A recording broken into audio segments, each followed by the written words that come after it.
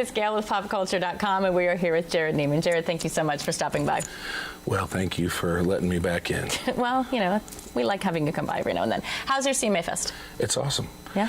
Yeah, you know, we get to travel all over this beautiful country throughout the year and see a lot of familiar faces, so it's good to have everybody back here at home base having a good time. And plus Nashville just keeps changing, and there's more wild places to go and rooftop bars and golf carts and just madness. So I'm glad everybody gets to enjoy the adult Disneyland here. Which is your favorite rooftop bar in Nashville?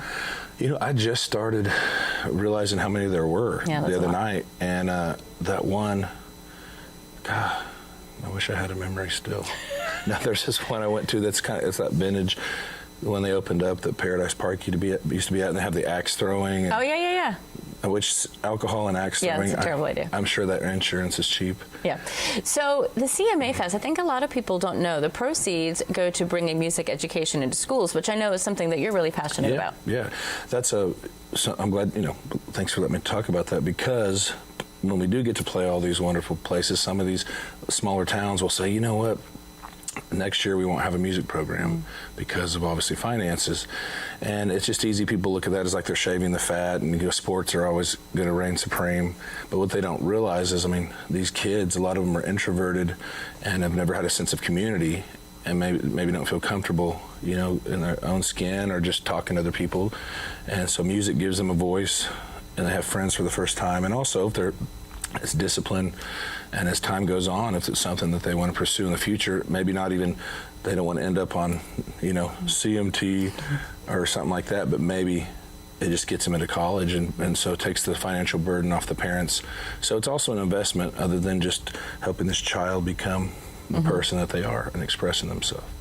Awesome. Now, you let us last year, it was so kind of you, you let us help premiere your Old Glory song. Yeah. Are you surprised at how that song continues? I mean, it's really carried you through year-round because of the message in the song.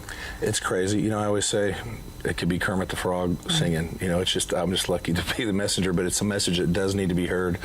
I feel like as generations go by, it's easy for if you're not exposed to the information, for kids to not understand the importance of so many sacrifices. And as a civilian, I didn't realize, even being a fan of our military and having family in it, I didn't realize some of the sacrifices. And I know you and I have had many conversations about it, but two that come to mind, you know, when we were in Iraq on Christmas Eve, and, you know, the guy had told me that his wife left him.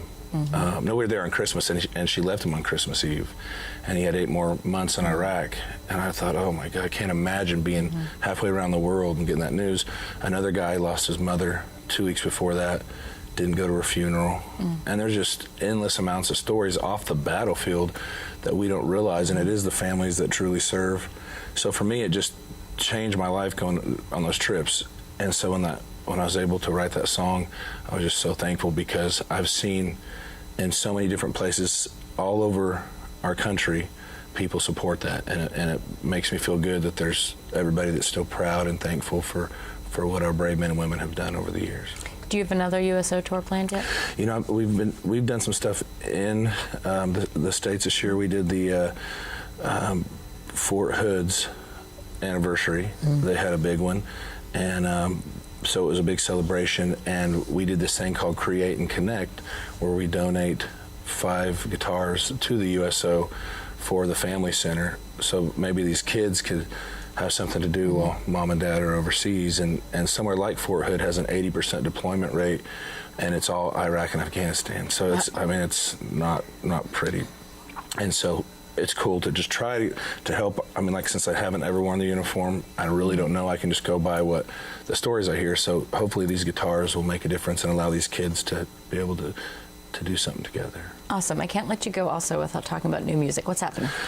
Well, I'm excited because I've been going to Key West to check out Jimmy Buffett's studio. And I've always just had this dream to record there, actually just to even see it.